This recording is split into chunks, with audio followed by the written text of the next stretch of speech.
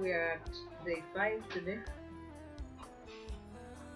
and our lesson for day 5 is about how we worship. Mark chapter 12, verse 30. It says, "Love the Lord your God with all your heart, and with all your soul, and with all your mind, and with all your strength."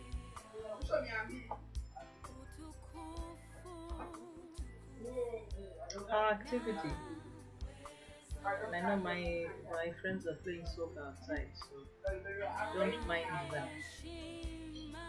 Activity is talking about how does one worship the Lord with one's mind. Briefly describe how you, as an individual, use your mind in worshiping God.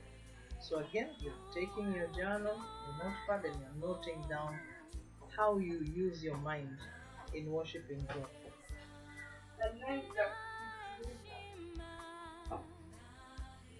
God the Father must have our undivided attention. He must also have our undivided affection. This is the kind of worship He deserves.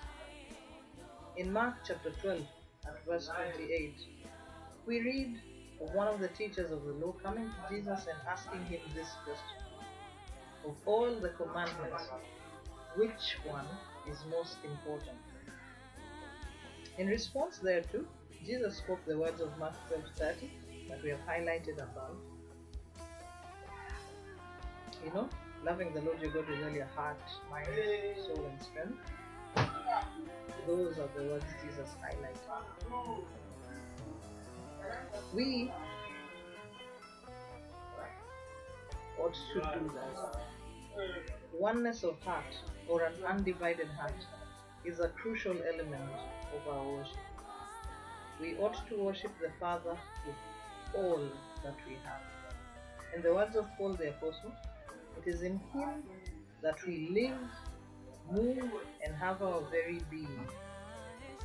That's Acts 17:28.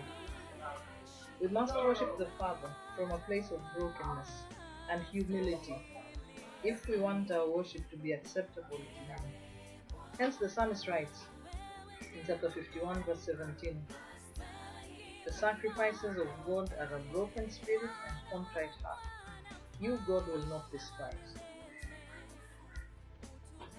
Our prayer thought today says, pray that the Father shows you areas in your life where pride is stealthily blocking you from worshiping Him. Ask Him to give you a broken spirit and a contrite heart.